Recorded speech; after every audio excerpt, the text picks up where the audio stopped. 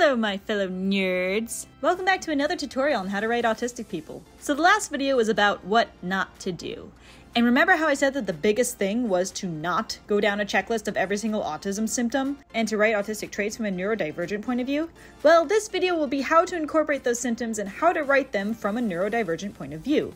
Even if you are autistic, some of these traits can be so instinctual to us that we forget that we actually do them and that they're part of autism. So originally I was going to make this all one video on all the symptoms of autism, and then that video ended up being way too long. So I guess the autism saga is going to be a trilogy. There are two ways that autism can enhance your character. There's personality amplification and what I like to call spice. There are traits that may actually have a greater impact on your character's personality, their daily lives, their hobby, and how they interact with people. And these traits can also serve as a megaphone to show what that character is actually like. And then there's the little things that you can add that may not seem like a big deal to you, but when we see it, we get excited. AKA the little autistic things that you could put in without worrying too much about messing it all up, which is what we're going to be focusing on today. So let's go around the spectrum and not just go off textbook stuff, but actual experiences that you can draw from. Again, because it's best to write from experience, whether it be yours or another's. And knowing the motivation on why we do what we do will help humanize your character. I'll describe from either my experiences or others' experiences or references that I've seen in media. Let this be a collection of references you can use when trying to describe what an autistic character is going through. We're going to go off of this chart because I feel like it describes the spectrum the best, and I honestly really relate to it. But a few things to remember before we get into all of this. First of all, do not use all of these. I cannot stress this enough.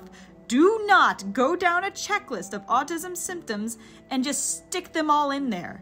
Just pick and choose which ones you want. Remember, less is more. Do not turn up all of these symptoms to 11.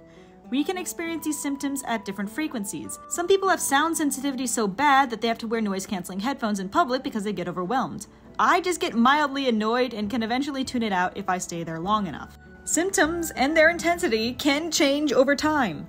I have a different stims than I did as a kid. I used to get meltdowns and my skin used to be a lot more sensitive, and now I underreact to almost everything. But at the same time, I feel like I'm a little bit more sensitive to light and noise than I used to be. Some stuff I had as a kid is gone. Some new symptoms appeared that I didn't notice until very recently.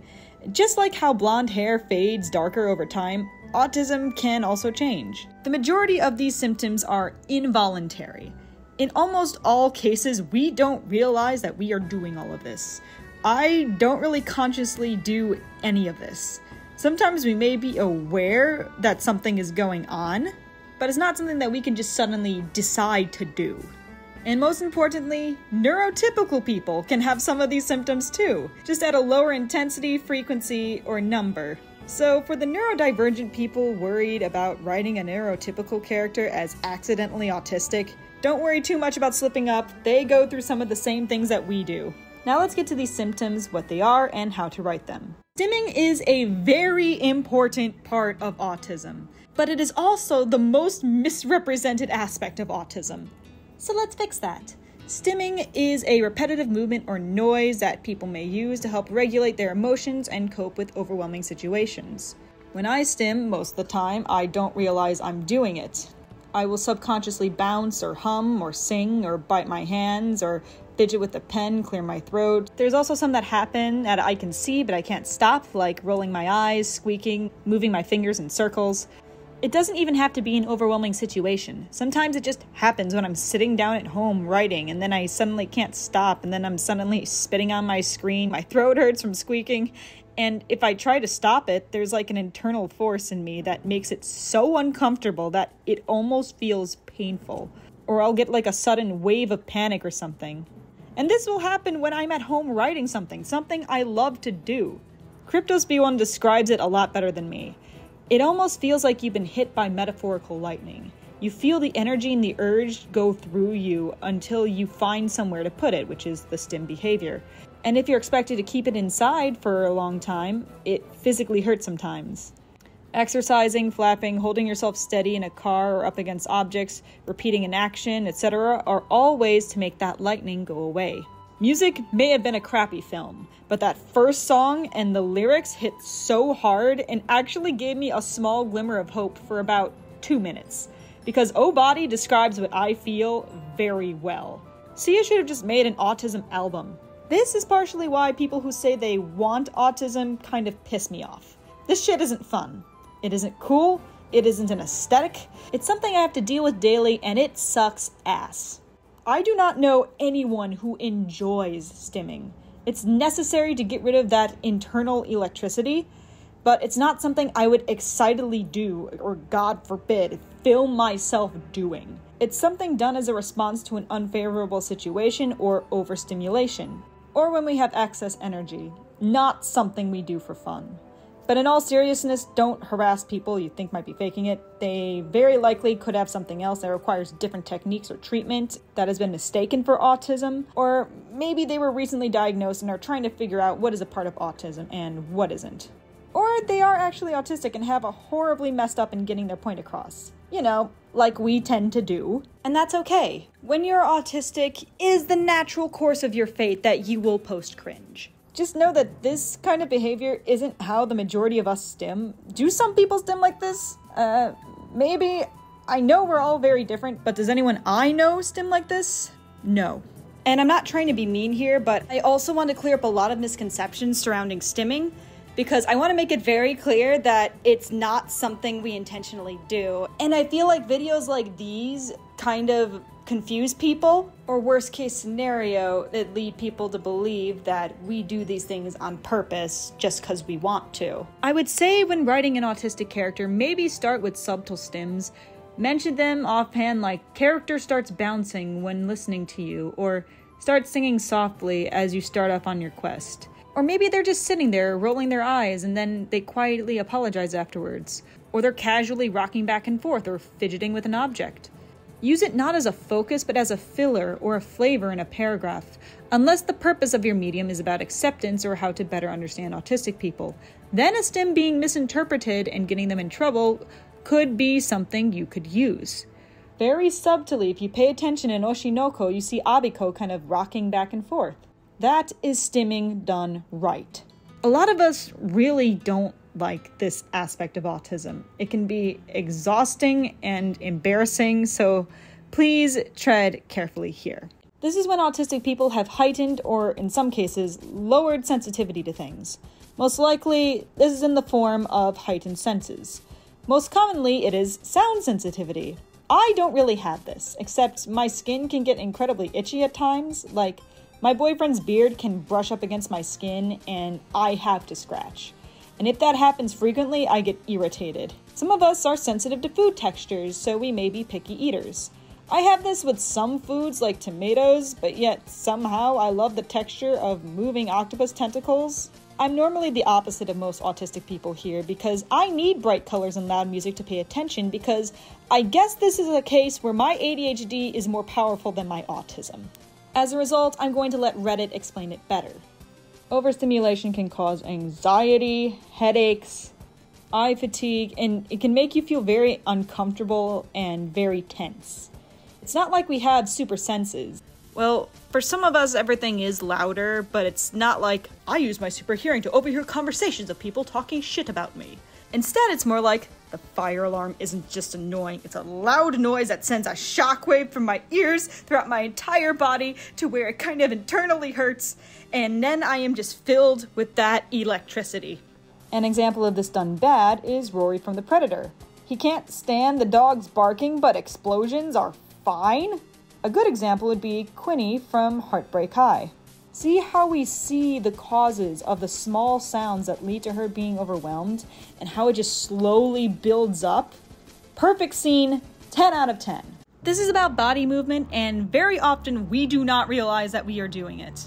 You'll just be having a regular conversation, and then we'll just have a weird body position, we'll be rocking our feet, we'll be swaying, or we'll be sitting weirdly. We may skip or dance a bit as we walk, maybe we'll spin a bit, we'll walk with a strange pattern, or we walk on our toes. I am very guilty of that last one. My parents sent me to physical therapy for that one. And that didn't work because apparently it's an autism thing. You can use this to describe how a person moves, their demeanor, how people react to what they're doing. If you want to make a character autistic and aren't sure where to start with something like this and everything else will fall into place. Interoception is being aware of our body or emotional needs. This could be hyper or hyposensitivity to things like hunger, thirst, feeling full, cleanliness, pain, or emotions. Our interoception is either overly good or overly bad. Mine is bad, but that's due to hyperfocusing in my ADHD medication. But again, it has gotten better with time. But I will forget that I am hungry and thirsty often, or I will just ignore it because I'm doing something more important. Maybe you have a character that works so hard on their passion that they forget to eat, drink, shower, etc. Or maybe your character is the opposite, getting angry when hungry, being sensitive to temperature. Not feeling certain things can feel like a super ability, but it will eventually hit you later. One of the most notable ways autism impacts our lives is how we communicate. A lot of times we end up just repeating stuff. These are kind of rarer symptoms and they're mostly found in kids, but it can also happen to adults. Some autistic people repeat stuff in various ways, and I didn't realize this was because of autism until I started writing this. Echolalia is the involuntary repetition of words or phrases spoken by others. Scripting also kind of falls into this, where instead of your own words, it's sounds from other people's speech from other sources like movies, TV shows, books, or personal experiences.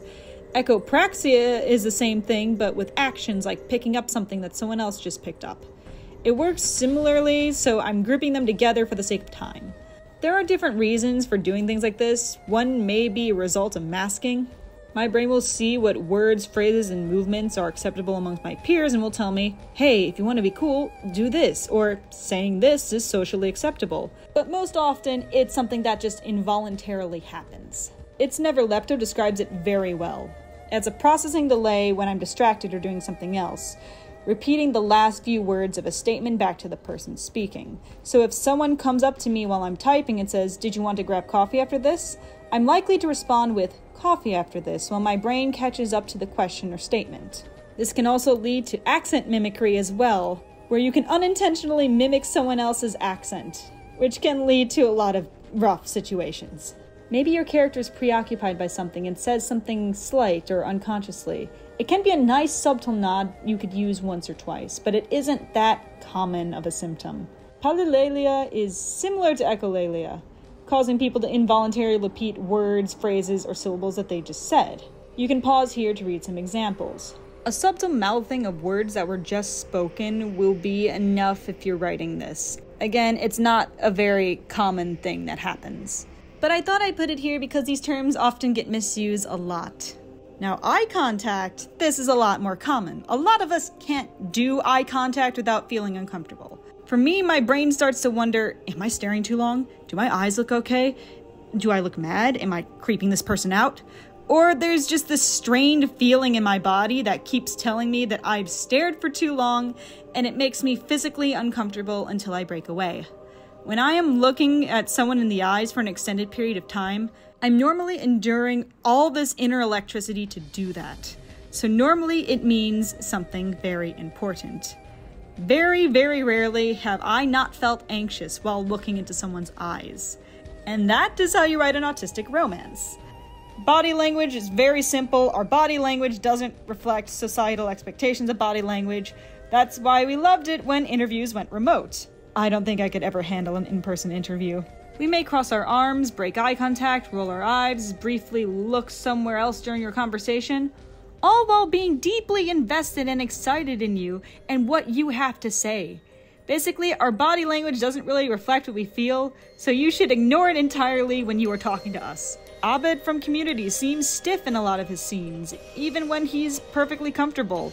The same thing happens to me. I'll be sitting up perfectly straight on the couch while watching something and my boyfriend will ask, "Are you sure you're not uncomfortable?"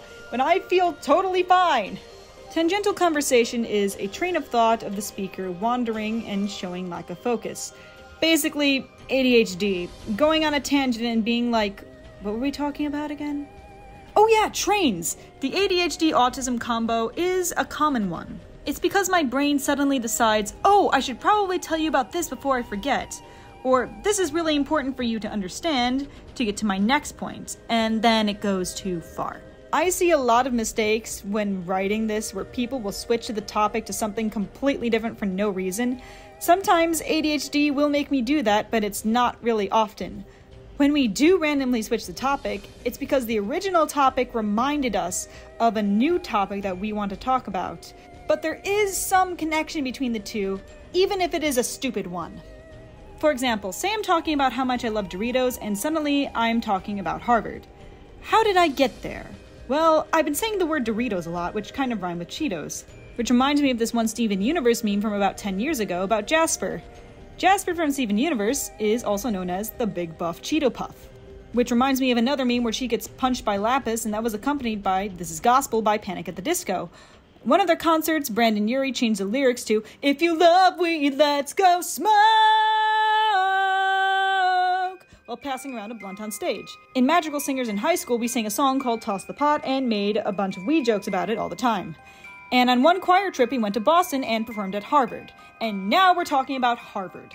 I don't even have to think about all those segues. My brain just makes those connections within seconds. But my point is, when you don't think about those segues and just randomly have them switch to a different topic, it feels forced and feels unnatural. Another thing that isn't on this spectrum that I kind of want to add here is tone issues.